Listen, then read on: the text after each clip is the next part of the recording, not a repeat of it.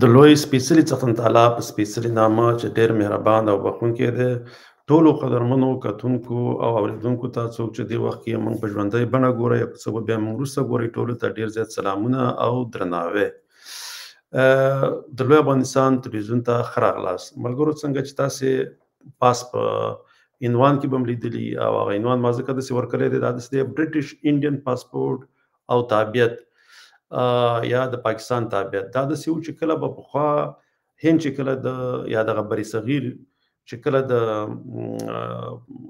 انګلند برخه وه یا د برطانیې برخه وه یا د انګریز برخه وه یا د هغې مستعمره وه، نو په هغه وخت کې به د دغه ځای ټول خلک چې به یا وګړي به چې په دغه سیمه کې به اوسېدل، هغې ته به په 1920 کال وروسته بیا ورته بیا دغه پاسپورټونه ورکول. دغه پاسپورټونه چې ورله ورکول، نو دا ما ځکه څه په نن غواړم په دې موضوع خبرې وکړم چې څنګه چې لکه پخوا د انګریزانو په وخت کې دغه سیمې خلکو ته د انګلند پاسپورټونه ورکول، زموږ پښتنو ته یا د برټش پاسپورټ بیا د برټش انډین پاسپورټ یې ورته ورکوو. نو اوس چې کله هغه برخه هغه سیمه هغه زموږ د پښتونخوا برخه چې کله خاوره چې کله دغه ته ورکړه پنجاب ته، نو اوس ورته چې دی پنجاب د پاکستان په نوم باندې د پاکستان شناختی کارت یا پاکستانی پاسپورټ ورکوي. خو دې پښتانه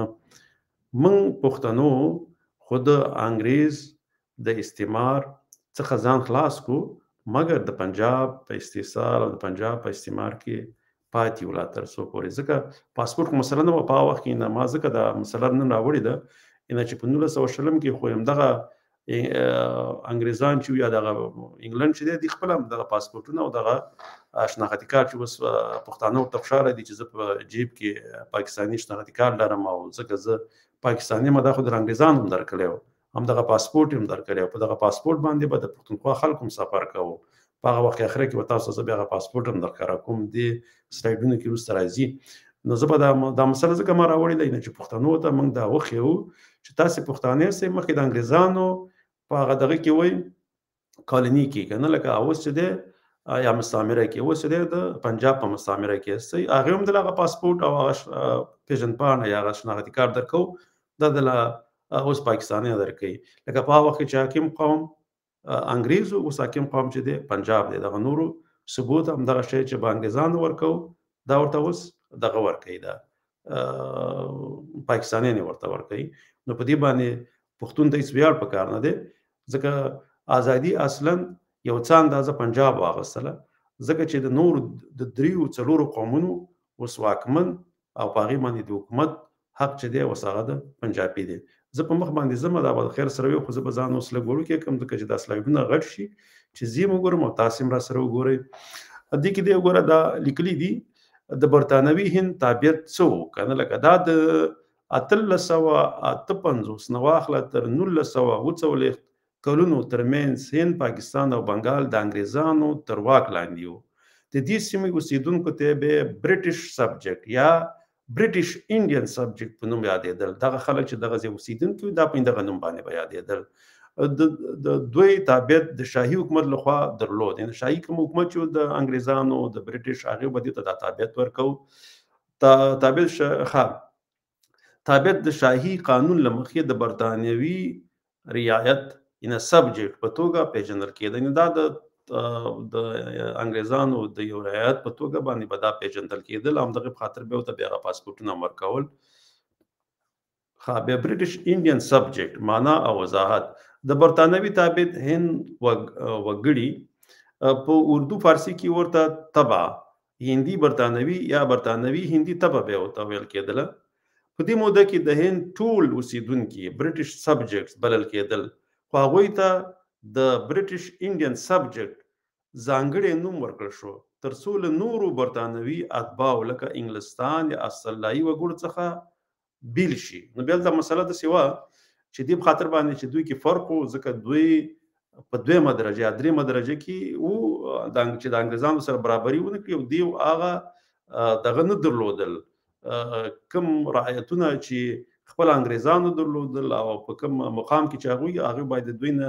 ټیټ او ښکته او تحقیر وی. نو دې په خاطر باندې بیا دوی ته بیا دغه بل انډین یې ورسره اضافه کړی و، ځکه چې د استرالایانو د سپین پوستو او د انګریزانو نه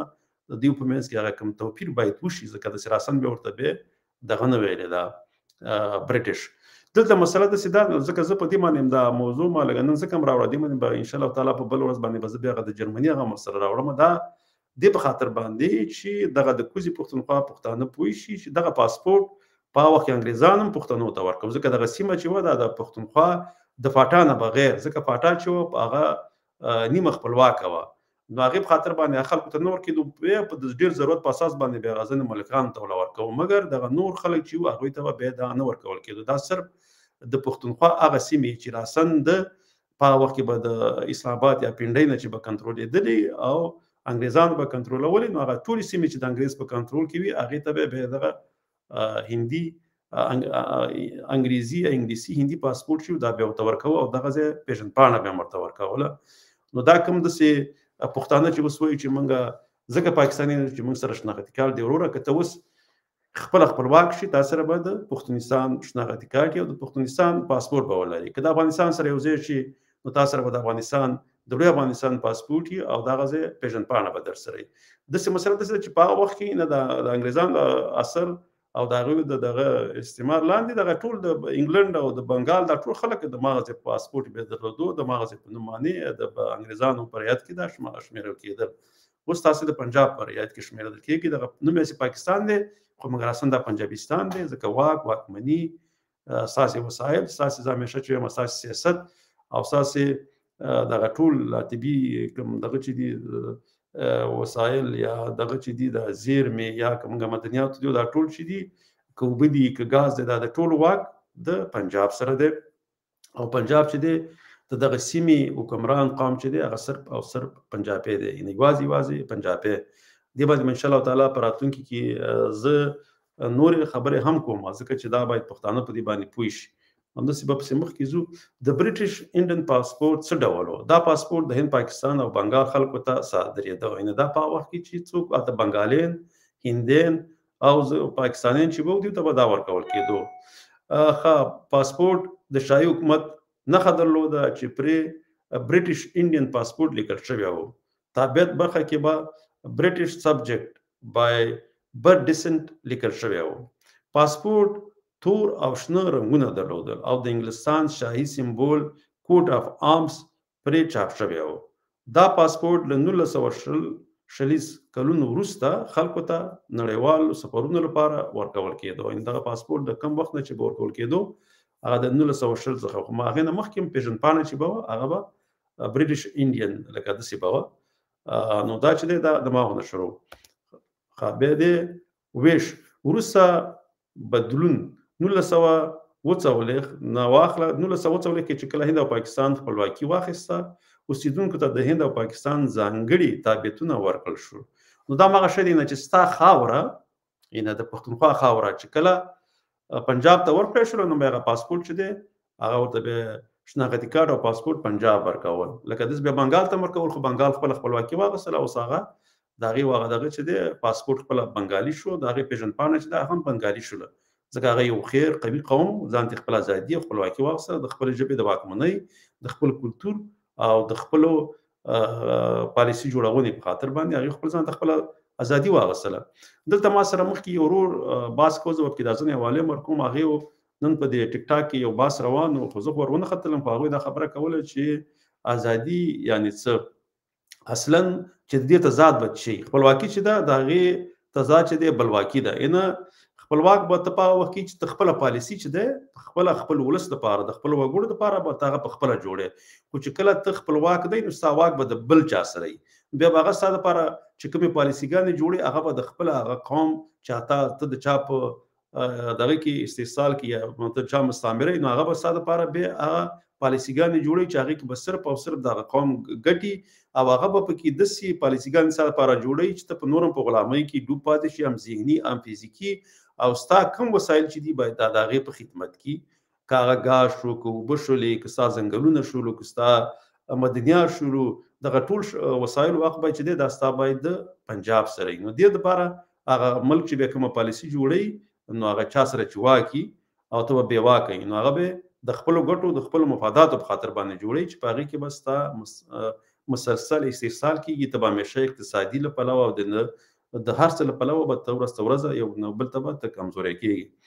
بنګال ختیځ پاکستان شو په 1901 کې بنګلادیش یا بنګال یا بنګلادیش خپلواک شو. ولې خپلواک شو؟ هغه هم په دې فکر کې شروع چې دلته زمونږ یو لوی قوم یو په وخت کې د بنګال نفوس چې هغه د دې مشرقي پاکستان ویل دا د مغربي پاکستان د ټولو څلورو صوبو چې اوس 5.5 صوبه جوړه شوې ده د دوی نه د هغه نفوس چې په هغه وخت کې زیات و مګر حکمراني چې ده هغه به همیشه په مغربي پاکستان ان پنجابیانو پکوله. نو هغه د خاطر باندې چې د دوی خپل ځانونه زیات ښکاره کړي به یو ون یونټ په نوم باندې د ټولو صوبې به یو صوبه کړه چې د مشرقي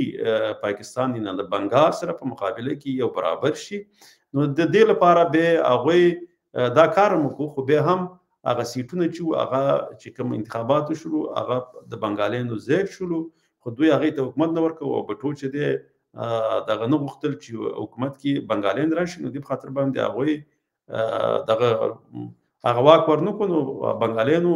دا بل دا کارو چې په خپل د بنګال په ځینو پوهنتونونو کې دغه د شاګردانو دا غوښتل چې زمونږ د اردو ژبې په ځای باندې بنګالي د خپلې صوبې نه د مشرقي پاکستان د دفتر او د تجارت او د ضرورت ژبه چې د بنګالي واړو. نو هغه خاطر باندې هغه پاتونونه وکړل دغه یو دغه انتخابات ګټلی هغه واګي متنور کول او بل دغه د خپل ژبې غوښتنې وي نو دی کې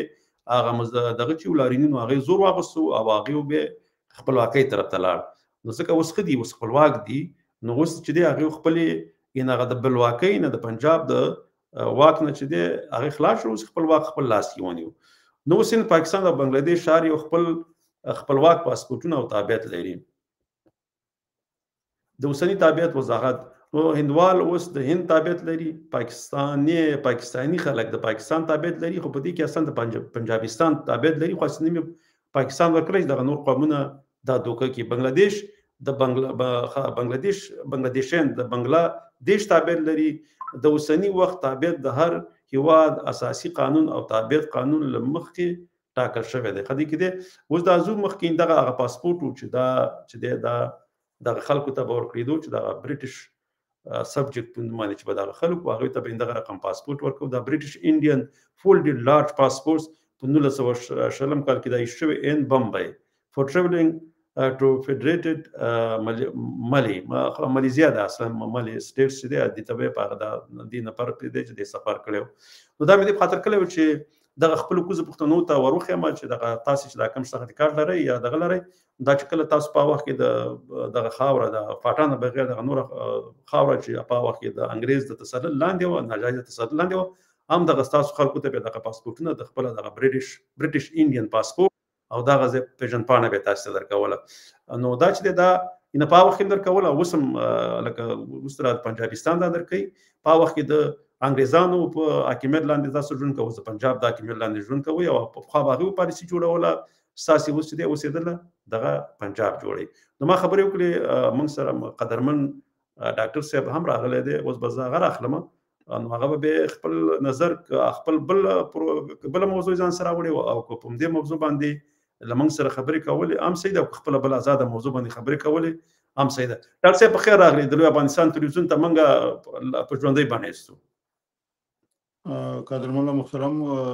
زمان صاحب ترڅو لومړی تاسو ته د لوی افغانستان تلویزیون ټول لیدونکو ته محترم رساس حکومت نو مليږي خو هغه ته او ټول دوستانو ته سلامونه نیکی ویلي وړاندې کوم.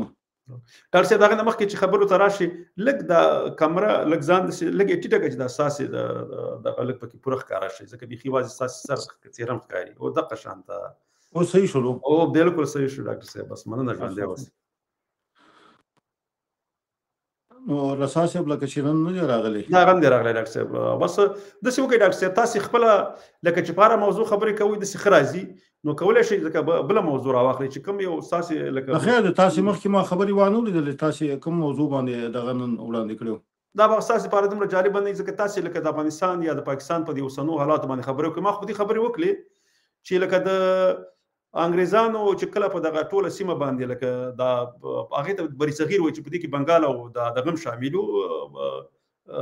پاکستان چې هغه خو یو خو جدا شوی او هندو دا درې ملکونه چې دا درې وادونه په دې کې شامل په هغه کې د پښتونخوا هغه سیمه چې فاټا کې نه وي او فاټا نه وي واسي هغه سیمې چې د انګریزانو په تسلط او حکومت چې پیو په وخت کې به دوی ته برټش سبجیکټس ویلي کنه چې د برټش رعایت نو هغه کې د سیو چې دوی ته به چې کله به دوی سفر کوو په 1900 کال کې دوی ته به یو د انګریزانو هغه پاسپورت به ورته ورکاو برټش انډین پاسپورت کنه نو اوس ماته مقصد دا ویني چې زه دوی ته ورخم چې په وخت کې تاسو هغه پاسپورت درکو اوس ځکه ساسي خاور باندې واکمني چې هغه د انګریزانو و چې کله پاکستان راغی واک در باندې د پنجابیانو شون تاسو ته مخ شاله دا و چې کوم تاسو شناختی کارت لرئ دا لکه هغه وخت انګریزانو درکړي او دا اوسنۍ پاسپورت او دا دغه چې دی شناختی کارت دا د اوس پاکستان درکړي پنجابستان درکړي ځکه چې ساسي خاور د هغه په قبضه کې ده نو هغه در په بدل کې دا درکړي مخکې ساسي خاور د انګریزانو په قبضه کې او مخکې د هغه درکړي ما به په دې موضوع باندې خپل دغه چې دی په دې باندې راوړیو ځکه دا خبرې مې کولې تاسو کولای شئ کوم بل موضوع باندې خبرې وکړئ ډاکټر صاحب یو نړۍ مننه د مشه محترم د وضاحت نه او د معلوماتو نه کور مو ودان اصلا دا خو تاریخ ثابت کړی دی چې کله انګریزانو په لوی افغانستان کې د شکست سره مخامخ شول نو هغه په دې باندې سوچ او فکر کولو چې مونږه د دې خپل د ناکامۍ او یا د خپل د زوال انتقام څنګه واخلو نو دا خو ځنې خلک دغه کوي پاکستان کې چې محمد علي جناح دا کړی دی او محمد علي جناح د پاکستان لپاره دا کړی دی او دا د پاکستان د ازادۍ دغه جوړ کړی دی مګر محمد علي جناح د پاکستان لپاره هیڅ هم نه دی کړی دا د انګریزانو یو توطیه وه چې د پاکستان په نوم باندې یو ملک جوړ کړلو د مسلمان په نوم باندې یو ملک جوړ کړلو د مسلمانانو د ضعیفه کولو په خاطر باندې ګنې هغه وخت کې ډېر یو غټ تحریک روانو د مسلمانانو په هند کې کچیرته محمد علي جناح دغه خیانت نه کړی د مسلمانانو سره او د عالم اسلام سره نو نن به یو طاقتور د مسلمانانو ملک به موجود وي چې د هغې مقابله به د نړۍ په ګوټ ګوټ کې چا نشوه کولی نو دوی د اول نم دغه خپل دغه جاسوسان تربیه کړي دي د نړۍ په ګوټ ګوټ کې دا نه چې یوازې دلته په افغانستان کې دغه کړي دي یا په اسیا کې کړي دوی په افریقا کې او نورې دنیا کې هم دوی ډېر خپل دغه جاسوسان تربیه کړي دي چې دغه ملک په خلاف باندې دغه ملک د ترقۍ په خاطر باندې دغه ملک د پیشرفت په خاطر باندې د هغوی د ټولو دغه مخه یې نیولې ده نو په همدې خاطر باندې د پاکستان چې بنیادی کم چایي خېری په همدې خاطر باندې خېری چې د مسلمانانو مخه څنګه ډب کی یا د اسلام مخه څنګه ډب کی یا د مسلمانانو د نهضتونو د ټکولو په خاطر باندې په اسیا کې دوی سو کی نو دوی د اول نم دغه بنیادی چې د تاریخ دا ثابت کړی ده ځکه تاسو وګورئ چې د پاکستان د جوړېدلو څخه انګریزانو زه دغه ته دومره دغه نه ورکوم پاکستان ته ځکه چې پاکستان او پرون هم سنو او نن هم سن دی او سبا به هم سنی خدا هغه خپل بادارانو په لاسو کې کلک مضبوط نیولې دي او هغه خپل بادارانو دا راټینګ کړي دي د پاکستان کې اسم د اول نم سنو او وسم سن دي چې کله پاکستان دغه شي نو دستی ورته هغه خپل باداران ورته لاس ورکی تاسو کنو د کاغبلوجي ما ورته معمولی اشاره وکړه چې کله خان غفار خان دی الله په ګوبخي د ټولو شهیدانو سره چې هغه څومره موده په جیل کې تیر کړله او هغه څومره موده په زندانونو کې او په مبارزه کې تیر کړله د چا د لاس نه هغه څومره وزوریدلو دغه دی انګریزانو د بچیانو چې هغه د تورمیخي پنجابیانو د هغوی په واسطه باندې هغه همیشه د زندان تور تنبو شاته به پروتو یا نور هغه مبارزین فخیر ای پی ورته وي او عجب خان یا د نور چې کوم مبارزه کړي و د انګریزانو سره د هغوی تاریخ هم چاته نه دی معلوم چې هغوی سو ګوت نو دا د انګریزانو یو غټه توطیه وه د هغه وخت نه چې دغه زه ورته په اصطلاح باندې د علم نه ډېر کم خلک پښتانه چې د یو څه معمولی توفو په بدل کې به یا د کرنیل یا د یو څه دغه به ورته ورکول او د هغې په مقابل کې به د خپلو پښتنو خپې وهلي او د خپلو پښتنو باندې به ټاپي وهلي چې همیشه به چې دوی څوک به د پامه بد راغی وی دا د هند یا د را ایجنټ دی نو دا د تاریخ په اوږدو کې دوی دغه کړي، لکه نن موږ تاسو ګورو چې د هماغې د پنجابیانو د شاګردانو د خوانه د پنجاب د خوانه په منظور پښتون باندې کومې ټاپې لګول کیږي، یا په علي وزیر باندې کومې ټاپې لګول کیږي، یا عثمان کاکړ دی الله په هغو بخي په هغه کومه ټاپه لګېدلې وه، یا په عارف وزیر باندې یا په ارمان نوري باندې. ځکه د تاریخ په اوږدو کې د تورمخو انګریزانو د خپل بادارانو د خوشالولو په خاطر باندې په کوزه پښتونخوا کې هغه ناکردي کړی دي چې هغه د هغې په یادولو سره سړی خجالت خوري. او تر ننه پورې زمونږ هغه پښتانه وروره اوسه پورې لا په دې باندې د غفلت په خوب وده دي، اوسه پورې دې ته نه دي متوجه چې دوی موږ سره د پاکستان د جوړېدلو څخه د 1940 څخه تر ننه پورې د پنجاب ریاست موږ سره کم کړي دي، کوم څه موږ سره کړي دي، خو دوی ته د معمولی یو تحفې په ورکولو سره په پولیسو کې په یو نفر په دغه مقررولو سره یا په فوج کې یو اولدار په مقررولو سره د دوی خولې ټپ کړي دي، او د خپل د قوم او د خپل د خاورې او د خپل د حقوقو ټولو څخه محروم کړي دي. ځکه دا د پخوانه د دوی دا سلسله روانه ده. نو په دې خاطر باندې زه په ټولو پښتنو باندې د کوزي پښتونخوا باندې غږ کوم چې اوس نن هغه زمانه نه ده، نن د میډیا زمانه ده، نن یو شم پټ نه پاتې کیږي. دوی باید یو حرکت شروع کړي تر څو دغه دوی بدبخته د مخ څخه دغه توره پرده اوچته کړي چې نه، چې دا هر څه نور دي. ما د لوی افغانستان د جګړو په ارتباط باندې یا د لوی افغانستان ته د پیښو مشکلاتو په ارتباط باندې ما تقریبا 40 کاله مخکې د یو شعر یو بیت را پیاد شو چې هر څه د تور په ظاهر سپین ښکاري، هر څه د تور په ظاهر سپین ښکاري، په غم لړلې دا ناورین ښکاري، ځکه انجام ډیر غمگین ښکاري، او په غم به هر افغان بخنه غواړم ځکه انجام ډیر سنگین ښکاري، په غم به هر افغان غمگین ښکاري. تاسو یو ګورئ چې دغه د تورمخو پنجابیانو د خپل بادارانو په واسطه باندې یوازې کوزه پښتونخوا کې پښتانه ونه ټکول، داسې همدغسې په لوی افغانستان کې پښتانه وټکول. ما ته یاد شي محترم زماني صاحب چې په 1952 کال کې سردار محمد داود خان چې کله کېناست هغه وویل چې په 40 ساعتونو کې به زه یا پاکستان نیسم او یا به پې دغه کومه په ننګرهار کې د اوس ور کې د مولوي خالص بابا فامیلی ده، په دې ځای کې مرچي والي د 81 غونډ په ننګرهار کې د ننګرهار کلي اردو دا ټول احمداباد کې ونیوله. نو ولې چې موږ د همیشه دپاره د پاکستان د خوا نه د پښتونخوا کې او په افغانستان کې پښتانه ځپل شوي دي. ګنې داسې نه چې موږ په افغانستان کې څوک نه درلودل. ذوالفقار علي بوټو د نړۍ په سطح باندې یو سیاستمدار و، هغه چې کله راغی او سردار محمد داود خان په افغانستان کې صدر اعظم و، نو سردار محمد داود خان داسې د امیر باندې داسې سر کېښودلو او هغه خبرې کولې. نو بوټو ورته وویل چې زه راغلی یم تا سره خبرې کوم او تا سر په میز باندې په موټو باندې ایښی دی. هغې ویل ته خبرې کوه زه ستا خبرې اورم، که زه چېرته سر اوچت کړم بیا ته خبرې چېرته کولی شي. نو دا و د افغانانو طاقت او قوت د دوی د سیاستمدارانو په ارتباط باندې. مګر دغه 45 یا دغه 50 کالو ناخوالو موږ دومره ضعیفه کړو چې موږ په خپل کور کې د هغه بې غیرته پښتنو لاسونه زموږ په ګریبانو کې اچولي دي چې موږ د دوی په مقابل کې نشو کولی، غږ نشو پورته کولی. نو په دې خاطر باندې زه دا وایم چې دا اصلا دا یو غټه توطیه ده او دا د سرو انګریزانو د خوا نه د تورمخو انګریزانو په واسطه باندې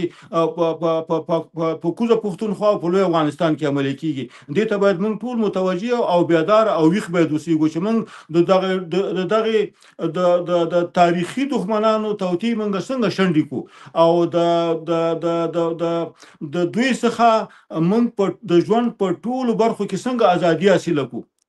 ما ته یو بل دغه رایاد شو د جنرال حمید ګل چې هغه وخت کې د پاکستان د آیسای مشر، نو هغه دا خبره په تلویزیون باندې وکړله، ویل چې دلته د پاکستان آرمي چې ټاکل کیږي دا د پاکستان د خوا نه ټاکل کیږي، ویا کوم شپږ جنرالانو په لیست کې چې وو زما نوم اولو او د کله چې لیست دوی ته ولیږل شو د غربیانو ته، نو د هغې خوا نه قطعا زما نوم نه بل څوک د فوز مشر وټاکلو. نو وخت چې یو جنرال او هغه د ISI مشر هغه په خپل د اقرار کوي، نو زه دغه پښتنو ته چې د غفلت په خوب باندې ودی دي په کوزه پښتونخوا کې دوی به کله راویخیږي او دوی به کله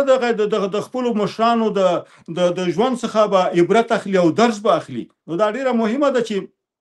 همیشه کوزه پښتونخوا کې پښتانه په ډیر لږ څه باندې مصروف کړي دي او په ډیر لږ څه باندې غولولي دي تر څو چې د خپل حق او حقوقو څخه هغه ټول محرومه کړي دي. دا تیر ورځ د مفتی شاکر صاحب د زوی په جنازه کې هغه سړی غوښتل چې دغه پرلت یا دغه مظاهره د دوی په وړاندې باندې وکړي او یو سړی راغی ورته ویل چې ما هغه نه پیژنم چې نوم یې څه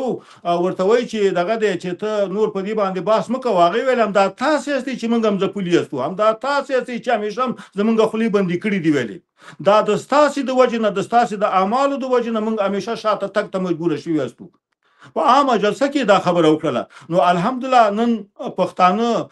یا افغانان کوزه پښتونخوا کې هم راویښ شوي دي او په لوی افغانستان کې خو الحمدلله د دوی ټولو دسیسو ته اسلامي امارات خو په کلکه او غاښ ماتونکی جواب ورته ورکړی دی. نو الله دې وکړي چې د اسلامي امارات په خپل ټول متانت او افغاني قوت سره لکه چې امیر المؤمنین شهید مولا محمد عمر نصیر الله بابر ته جواب ورکړو چې دغه سید وسنی د ISI مشرانو ته او د پاکستان د فوز مشرانو ته د یوازې د لوی افغانستان څخه دفاع نه د اټکه پورې د خپل خاورې څخه موږ دفاع وکړو او زموږ ټول ملت ان شاء الله د لوی افغانستان د اسلامي امارت شاته ولاړ دی او موږ د هیڅ څخه ډار نه کوو. او هیڅ وخت کې همیشه زه دا وایم چې حق غوښتل کیږي نه حق اخیستل کیږي. الحمدلله موږ په خپل موټو کې دومره زور لرو چې د خپل حق څخه دفاع وکړو او خپل حق د پنجاب د ریاست څخه د خپل موټو په زور باندې واخلو. نو دا زما یو څو لنډې خبرې وي چې تاسو سره مې شریکې کړلې. ډېره مننه ډاکټر صاحب، ډېرې ښکلې خبرې مو وکړلې او صحیح تاریخي حوالې هم ورکړلې. الله هم ژوندي لره. نو څنګه پروګرام که نور څه نه خو دغه بیا کوم شعر خو نه لري ډاکټر صاحب؟ ځکه تاسو سره کله کله ډېر ښایسته شعرونه وي، که در سره کوم شعر در سره چې هغه ملګرو سره شریک کړو که نه؟ زه فقط دغه باندې یو دغه زما را په یاد شو غزل چې دا ډېر په 2003 کال کې ما دا لیکلی و. په نګرار کې د ناتو قواو د اشغالګرو قواو په یو د جنکیانو په مکتب باندې بمباري کړې وه او هغې کې څه جنکیانې هم په شهادت رسولې وي او هغه مکتب یې هم ټول سوځولی و. نو په هغې کې بیا موږ دلته کوپنهاګن کې یو څه دوستان ناست وو او د پوهنتون د نګرار د پوهنتون استاد هغه ماته دا کیسه کوله، ویل چې کله دا جنکیانې ما وکتلې او کله دا ښوونځی ما وکتلو چې لمپې ترې ختلي نو د ده د سترګو نه اوښکې را روانې وې د دې استاد او دلته موږ سره خوا کې موږ یو 40 کسان ناست نو یو 2-3 نفرو د دې استاد په اوښکو باندې لږ څه تمسخر غوندې کولو چې دی څنګه جاړي، مکتب په نګرار کې سوځېدلی دی او نن دی دلته ورباندې اوښکې تویي. نو په هغه اوښکو باندې ما یو څه شی را په یاد شو. نو غواړم چې تاسو سره او ځکه چې همیشه دوی زمونږ د تعلیم او د تربیې مخه نیولې ده، ولې که چېرته موږ تعلیم وکړو نو موږ به د ژوند په ټولو برخو کې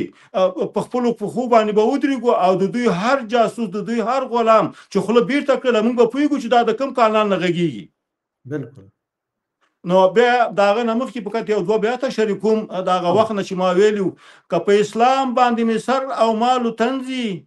که په اسلام باندې مې سر او مالو تنځي، که مې مړی له دنیا هم بې کفنځي، په دې پوه شه چې به یو خاین پرې نږدم،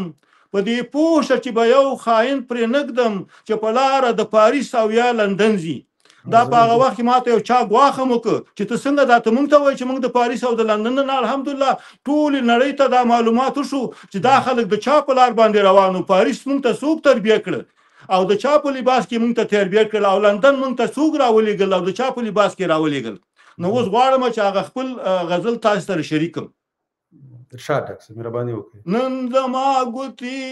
او قلم جاړي، نن زما ګوتې او قلم جاړي، کله نا کله دم په دم جاړي، کله نا کله دم په دم جاړي. یا خلکو تاسو مینا کړی نه دا یا خلکو تاسو مینا کړی نه دا مین زړګی د بل په غم جاړي نن زما ګوتې او قلم جاړي. ما ته کله کله خلک وایي چې ولې د وطن سره دومره کوي. زه ته هم تامین نه ده کړې چې وطن څومره موږ ته خوږ دی. بالکل ډاکټر صاحب بالکل. یا خلکو تاسو د لیدلې نه دی یا خلکو تاسو د لیدلې نه دی ما چې لیدلې هردم جاړي نن زما ګوتې او قلم جاړي. زما په شان چا در لیدلې نه دی زما په شان چا در لیدلې نه دی چې کله پوشي پردي هم جاړي نن زما ګوتې او قلم جاړي. زه چې کیسه کله درمن تکړما زه چې کیسه کله درمن تکړما زه په ژړا خو درمن هم جاړي نن زما ګوتې او قلم جاړي. رحیمی بس ته نور جړا مکوا رحیمی بس ته نور جړا مکوا ورځ چې جړا کړي نو شپه هم جاړي نن زما ګوتې او قلم جاړي. کله نا کله دم په دم جاړي نن زما ګوتې او قلم جاړي.